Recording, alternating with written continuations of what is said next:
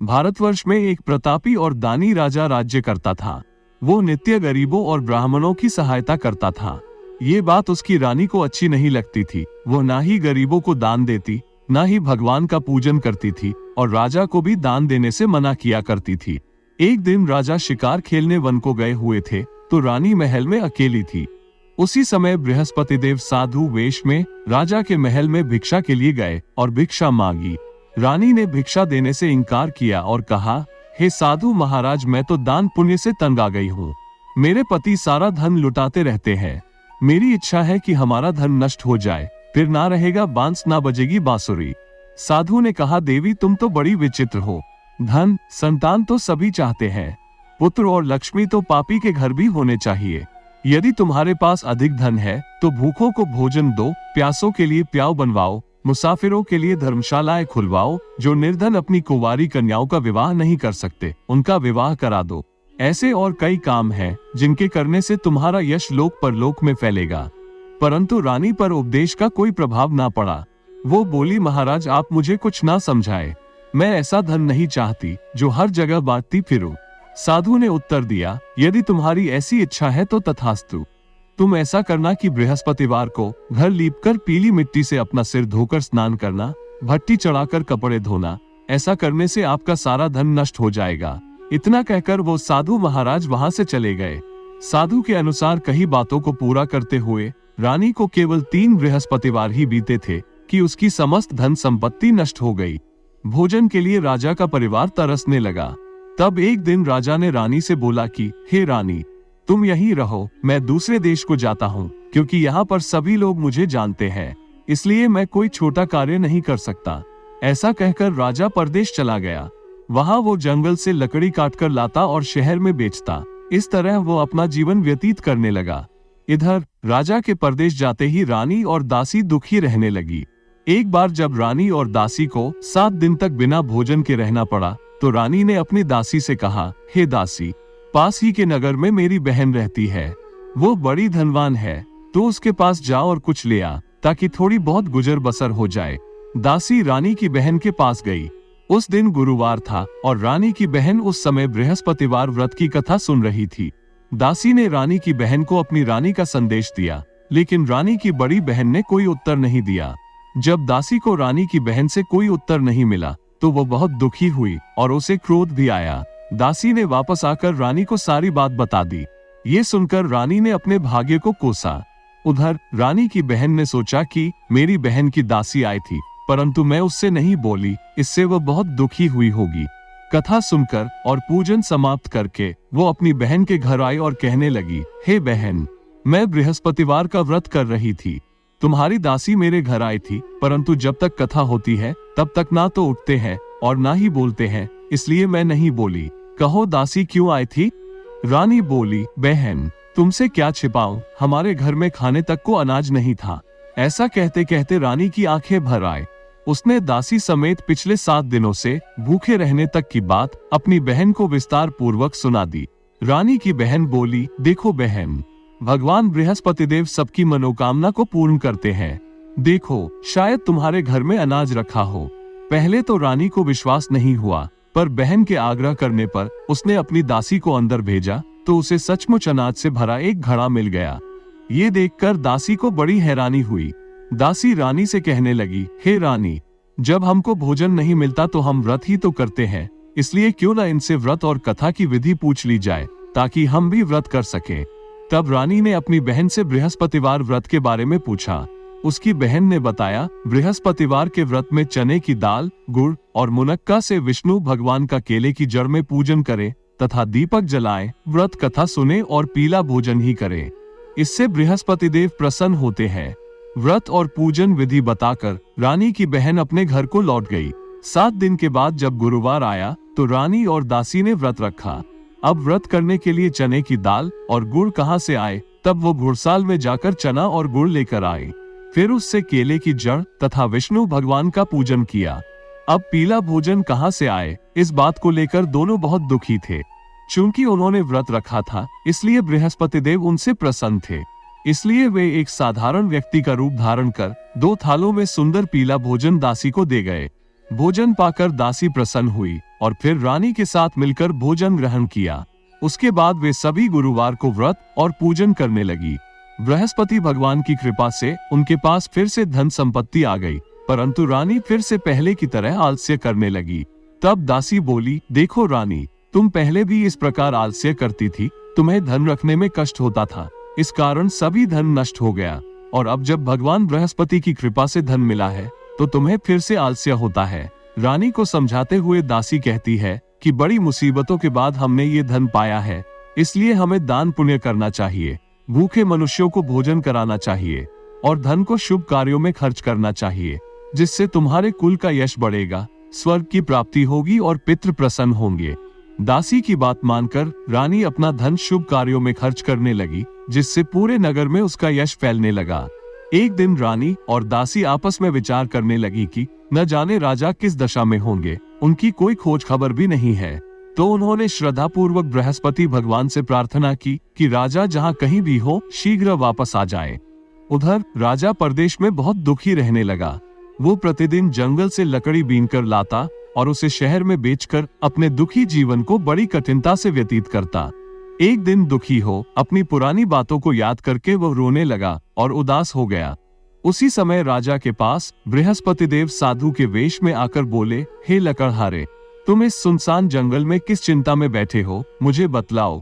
ये सुन राजा के नेत्रों में जल भर आया। साधु की वंदना कर राजा ने अपनी संपूर्ण कहानी सुना दी। महात्मा दयालु होते हैं। वे राजा से बोले, हे राजा, तुम्हारी पत्नी ने बृहस्पति देव के प्रति अपराध किया था, जिसके कारण तुम्हारी ये दशा हुई। अब तुम किसी प्रकार की चिंता मत करो, भगवान तुम्हें पहले से भी अधिक धन देंगे। देखो, तुम्हारी पत्नी ने बृहस्पतिवार का व्रत प्रारंभ कर दिया है। अब तुम भी बृहस्पतिवार का व्रत करके चने की दाल और गुड़ जल के लोटे में डालकर केले का पूजन करो। फिर कथा कहो या सुनो, भगवान तुम्हारी सब कामनाओं को पूर्ण करेंगे। साधु की बात सुनकर राजा बोला, हे प्रभु, लकड़ी बेचकर तो इतना पैसा भी नहीं बचता जिससे भोजन करने के उपरांत कुछ बचा सकूं। मैंने रात्रि में अपनी रानी को व्याकुल देखा है। मेरे पास कोई साधन नहीं जिससे उसका समाचार जान सकूं। फिर मैं बृहस्पति देव की क्या कहानी कहूँ, ये भी मुझको मालूम नहीं है। साधु ने कहा, हे राजा, मन में बृहस्पति भगवान के पूजन व्रत का निश्चय करो, वे स्वयं तुम्हारे लिए कोई राह बना देंगे। बृहस्पतिवार के दिन तुम रोजाना की तरह लकड़ियां लेकर शहर में जाना। तुम्हें रोज से दुगना धन प्राप्त होगा, जिससे तुम भलीभांति भोजन कर लोगे तथा बृहस्पति देव की पूजा का सामान भी आ जाएगा। जो तुमने बृहस्पतिवार की कहानी के बारे में पूछा है वो इस प्रकार है। प्राचीन काल में एक बहुत ही निर्धन ब्राह्मण था। उसके कोई संतान नहीं थी। वो नित्य पूजा पाठ करता और उसकी स्त्री न स्नान करती और न किसी देवता का पूजन करती। इस कारण ब्राह्मण देवता बहुत दुखी रहते थे। भगवान की कृपा से ब्राह्मण के यहाँ एक कन्या उत्पन्न हुई। कन्या बड़ी होने लगी। प्रातः स्नान करके वो भगवान विष्णु का जप करती, बृहस्पतिवार का व्रत भी करने लगी। पूजा पाठ समाप्त कर पाठशाला जाती तो अपनी मुट्ठी में जौ भरकर ले जाती और पाठशाला जाने के मार्ग में डालती जाती। लौटते समय वही जौ स्वर्ण के हो जाते तो उनको बीनकर घर ले आती। एक दिन वो बालिका सूप में उन सोने के जौ को फटक कर साफ कर रही थी कि तभी उसकी माँ ने देख लिया और कहा, हे बेटी, सोने के जौ को फटकने के लिए सोने का सूप भी तो होना चाहिए। दूसरे दिन गुरुवार था। कन्या ने व्रत रखा और बृहस्पति देव से सोने का सूप देने की प्रार्थना की। बृहस्पति देव ने उसकी प्रार्थना स्वीकार कर ली। रोजाना की तरह वो कन्या जौ फैलाती हुई पाठशाला चली गई। पाठशाला से लौटकर जब वह जौ बीन रही थी तो बृहस्पति देव की कृपा से उसे सोने का सूप मिला। उसे वो घर ले आए और उससे जौ साफ करने लगी, परंतु उसकी माँ का वही ढंग रहा। एक दिन की बात है, कन्या सोने के सूप में जब जौ साफ कर रही थी उस समय उस नगर का राजकुमार वहां से निकला। कन्या के रूप को देखकर वो उस पर मोहित हो गया। राजमहल आकर वो भोजन तथा जल त्याग कर उदास होकर लेट गया। राजा को जब राजकुमार द्वारा अन्न जल त्यागने का समाचार ज्ञात हुआ तो अपने मंत्रियों के साथ वह अपने पुत्र के पास गया और कारण पूछा। तब राजकुमार ने सारी बात बताई और राजा को उस लड़की के घर का पता भी बता दिया। मंत्री उस लड़की के घर गया। मंत्री ने ब्राह्मण के समक्ष राजा की ओर से निवेदन किया। कुछ ही दिन बाद ब्राह्मण की कन्या का विवाह राजकुमार के साथ संपन्न हो गया। कन्या के घर से जाते ही ब्राह्मण के घर में पहले की भांति गरीबी का निवास हो गया। एक दिन दुखी होकर ब्राह्मण अपनी पुत्री से मिलने गए। बेटी ने पिता की अवस्था को देखा और अपनी माँ का समाचार पूछा। ब्राह्मण ने सभी हाल कह सुनाया। कन्या ने बहुत सा धन देकर अपने पिता को विदा कर दिया, लेकिन कुछ दिन बाद फिर वही हाल हो गया। ब्राह्मण फिर अपनी कन्या के यहाँ गया और सभी हाल कहा तो पुत्री बोली, हे पिताजी, आप माताजी को यहाँ ले आओ, मैं उन्हें वो विधि बता दूंगी जिससे गरीबी दूर हो जाए। ब्राह्मण देवता अपनी स्त्री को साथ लेकर अपनी पुत्री के पास राजमहल पहुंचे तो पुत्री अपनी माँ को समझाने लगी, हे माँ, तुम प्रातःकाल स्नान आदि करके विष्णु भगवान का पूजन करो तो सब दरिद्रता दूर हो जाएगी। परंतु उसकी माँ ने उसकी एक भी बात नहीं मानी। वो प्रातःकाल उठकर अपनी पुत्री का बचा जूठन खा लेती थी। एक दिन उसकी पुत्री को बहुत गुस्सा आया। उसने अपनी माँ को एक कोठरी में बंद कर दिया। प्रातः उसे स्नान आदि करा के पूजा पाठ करवाया तो उसकी माँ की बुद्धि ठीक हो गई। इसके बाद वो नियम से पूजा पाठ करने लगी और प्रत्येक बृहस्पतिवार को व्रत रखने लगी। इस व्रत के प्रभाव से मृत्यु के बाद वो स्वर्ग को गई। वो ब्राह्मण भी सुख पूर्वक इस लोक का सुख भोग कर स्वर्ग को प्राप्त हुआ। इस तरह कहानी कहकर साधु देवता वहां से अंतर्ध्यान हो गए। धीरे धीरे समय व्यतीत होने पर फिर बृहस्पतिवार का दिन आया। राजा जंगल से लकड़ी काटकर शहर में बेचने गया। उसे उस दिन और दिनों से अधिक धन मिला। राजा ने चना, गुड़ आदि लाकर बृहस्पतिवार का व्रत किया। उस दिन से उसके सभी क्लेश दूर हुए। परंतु जब अगले गुरुवार का दिन आया तो वो बृहस्पतिवार का व्रत करना भूल गया। इस कारण बृहस्पति भगवान नाराज हो गए। उस दिन उस नगर के राजा ने विशाल यज्ञ का आयोजन किया तथा अपने समस्त राज्य में ये घोषणा करा दी कि कोई भी मनुष्य अपने घर में भोजन न बनावे, न आग जलावे, समस्त जनता मेरे यहाँ भोजन करने आवे। इस आज्ञा को जो न मानेगा उसे फांसी की सजा दी जाएगी। इस तरह की घोषणा संपूर्ण नगर में करवा दी गई। राजा की आज्ञानुसार शहर के सभी लोग भोजन करने गए, लेकिन लकड़हारा कुछ देर से पहुंचा, इसलिए राजा उसको अपने साथ महल ले गए। और जब राजा लकड़हारे को भोजन करा रहे थे तो रानी की दृष्टि उस खूंटी पर पड़ी जिस पर उसका हार लटका हुआ था। वो वहां पर दिखाई नहीं दिया। रानी ने निश्चय किया कि मेरा हार इस मनुष्य ने चुरा लिया है। उसी समय सिपाहियों को बुलाकर उसको कारागार में डलवा दिया। जब लकड़हारा कारागार में पड़ गया और बहुत दुखी होकर विचार करने लगा कि न जाने कौन से पूर्व जन्म के कर्म से मुझे ये दुख प्राप्त हुआ है, और उसी साधु को याद करने लगा जो कि जंगल में मिला था।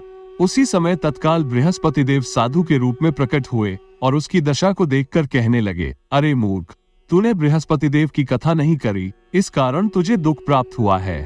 अब चिंता मत कर, बृहस्पतिवार के दिन कारागार के दरवाजे पर 4 पैसे पड़े मिलेंगे। उनसे तू बृहस्पति देव की पूजा करना, तेरे सभी कष्ट दूर हो जाएंगे। बृहस्पति के दिन उसे 4 पैसे मिले। लकड़हारे ने कथा कही। उसी रात्रि को बृहस्पति देव ने उस नगर के राजा को स्वप्न में कहा, हे राजा, तुमने जिस आदमी को कारागार में बंद कर दिया है वो निर्दोष है, वो राजा है, उसे छोड़ देना। रानी का हार उसी खूंटी पर लटका है। अगर तू ऐसा नहीं करेगा तो मैं तेरे राज्य को नष्ट कर दूंगा। इस तरह रात्रि के स्वप्न को देखकर राजा प्रातः काल उठा और खूंटी पर हार देखकर लकड़हारे को बुलाकर क्षमा मांगी तथा लकड़हारे को योग्य सुंदर वस्त्र आभूषण देकर विदा कर दिया। बृहस्पति देव की आज्ञानुसार लकड़हारा अपने नगर को चल दिया। राजा जब अपने नगर के निकट पहुंचा तो उसे बड़ा आश्चर्य हुआ। नगर में पहले से अधिक बाग, तालाब, कुएं तथा बहुत सी धर्मशाला, मंदिर आदि बन गए हैं। राजा ने पूछा, ये किसका बाग और धर्मशाला है? तब नगर के सब लोग कहने लगे, ये सब रानी और दासी के हैं। तो राजा को आश्चर्य हुआ और गुस्सा भी आया कि उसकी अनुपस्थिति में रानी के पास धन कहां से आया होगा। जब रानी ने ये खबर सुनी कि राजा आ रहे हैं तो उसने अपनी दासी से कहा कि हे दासी, देख राजा हमको कितनी बुरी हालत में छोड़ गए थे। हमारी ऐसी हालत देखकर वो लौट न जाए, इसलिए तो दरवाजे पर खड़ी हो जा। आज्ञानुसार दासी दरवाजे पर खड़ी हो गई। राजा आए तो उन्हें अपने साथ ले आए। तब राजा ने क्रोध करके अपनी रानी से पूछा कि ये धन तुम्हें कैसे प्राप्त हुआ है? तब रानी ने कहा, हमें ये सब धन बृहस्पति देव व्रत के प्रभाव से प्राप्त हुआ है। तब राजा ने निश्चय किया कि 7 रोज बाद तो सभी बृहस्पति देव का पूजन करते हैं, परंतु मैं प्रतिदिन दिन में 3 बार कहानी तथा रोज व्रत किया करूंगा। अब हर समय राजा के दुपट्टे में चने की दाल बंधी रहती तथा वो दिन में 3 बार कहानी कहता। एक रोज राजा ने विचार किया कि चलो अपनी बहन के यहाँ हो आए। इस तरह निश्चय कर राजा घोड़े पर सवार हो अपनी बहन के यहाँ को चलने लगा। मार्ग में उसने देखा कि कुछ आदमी एक मुर्दे को लिए जा रहे हैं। उन्हें रोककर राजा कहने लगा, अरे भाइयों, मेरी बृहस्पति देव की कथा सुन लो। वे बोले, लो, हमारा तो आदमी मर गया है, इसको अपनी कथा की पड़ी है। परंतु कुछ आदमी बोले, अच्छा कहो, हम तुम्हारी कथा सुनेंगे। राजा ने दाल निकाली और कथा कहने लगा। जब कथा आधी हुई कि मुर्दा हिलने लग गया और जब कथा समाप्त हो गई तो राम राम करके वो उठकर खड़ा हो गया। राजा आगे बढ़ा। आगे मार्ग में उसे एक किसान खेत में हल चलाता मिला। राजा ने उसे देखा और उससे बोला, अरे भैया, तुम मेरी बृहस्पतिवार की कथा सुन लो। किसान बोला, जब तक मैं तेरी कथा सुनूंगा तब तक 4 हरया जोत लूंगा। जा अपनी कथा किसी और को सुनाना। इस तरह राजा आगे चलने लगा। राजा के हटते ही बैल पछाड़ खाकर गिर गए तथा किसान के पेट में बड़ी जोर का दर्द होने लगा। उस समय उसकी माँ रोटी लेकर आए। उसने जब ये देखा तो अपने पुत्र से सब हाल पूछा और बेटे ने सभी हाल कह दिया। तो बुढ़िया दौड़ी दौड़ी उस घुड़सवार के पास गई और उससे बोली कि मैं तेरी कथा सुनूंगी, तू अपनी कथा मेरे खेत पर चलकर ही कहना। राजा ने बुढ़िया के खेत पर जाकर कथा कही, जिसके सुनते ही वो बैल उठ खड़े हुए तथा किसान के पेट का दर्द भी बंद हो गया। राजा अपनी बहन के घर पहुंचा। बहन ने भाई की खूब मेहमानी की। दूसरे रोज प्रातः काल राजा जगा तो वो देखने लगा कि सब लोग भोजन कर रहे हैं। राजा ने अपनी बहन से कहा, ऐसा कोई मनुष्य है जिसने भोजन नहीं किया हो और मेरी बृहस्पतिवार की कथा सुन ले। बहन बोली, हे भैया, ये देश ऐसा ही है कि पहले यहाँ लोग भोजन करते हैं, बाद में अन्य काम करते हैं। अगर कोई पड़ोस में हो तो देख आती हो। वो ऐसा कहकर देखने चली गई, परंतु उसे कोई ऐसा व्यक्ति नहीं मिला जिसने भोजन न किया हो। अतः वो एक कुम्हार के घर गई जिसका लड़का बीमार था। उसे मालूम हुआ कि उनके यहाँ 3 रोज से किसी ने भोजन नहीं किया है। रानी ने अपने भाई की कथा सुनने के लिए कुम्हार से कहा। वो तैयार हो गया। राजा ने जाकर बृहस्पतिवार की कथा कही, जिसको सुनकर उसका लड़का ठीक हो गया। अब तो राजा की प्रशंसा होने लगी। एक रोज राजा ने अपनी बहन से कहा कि हे बहन, हम अपने घर को जाएंगे, तुम भी तैयार हो जाओ। राजा की बहन ने अपनी सास से पूछा। सास ने कहा, हाँ चली जा, परंतु अपने लड़कों को मत ले जाना, क्योंकि तेरे भाई को कोई औलाद नहीं है। बहन ने अपने भैया से कहा, हे भैया, मैं तो चलूंगी पर कोई बालक नहीं जाएगा। राजा बोला, जब कोई बालक नहीं चलेगा तब तुम भी क्या करोगी। बड़े दुखी मन से राजा अपने नगर को लौट आया। राजा ने अपनी रानी से कहा, हम निरवंशी हैं, हमारा मुंह देखने का धर्म नहीं है और कुछ भोजन आदि नहीं किया। रानी बोली, हे प्रभु, बृहस्पति देव ने हमें सब कुछ दिया है, वो हमें औलाद अवश्य देंगे। उसी रात को बृहस्पति देव ने राजा से स्वप्न में कहा, हे राजा, उठ और सभी सोच त्याग दे, तेरी रानी गर्भ से है। राजा की यह बात सुनकर सभी को बड़ी खुशी हुई।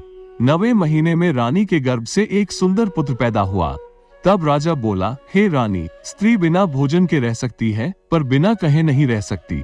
जब मेरी बहन आवे तो तुम उससे कुछ कहना मत। रानी ने सुनकर हाँ कर दिया।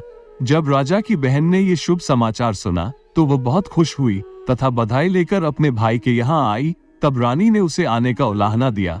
जब भाई अपने साथ ला रहे थे तब टाल गई, उनके साथ न आई और आज अपने आप ही भागी भागी बिना बुलाए आ गई। तो राजा की बहन बोली, भाभी, मैं इस प्रकार ना कहती तो तुम्हें औलाद कैसे होती। बृहस्पति देव सभी कामनाएं पूर्ण करते हैं। जो सद्भावना पूर्वक बृहस्पतिवार का व्रत करता है एवं कथा पढ़ता है अथवा सुनता है और दूसरों को सुनाता है, बृहस्पति देव उसकी सभी मनोकामनाएं पूर्ण करते हैं, उनकी सदैव रक्षा करते हैं। बोले बृहस्पति देव की जय।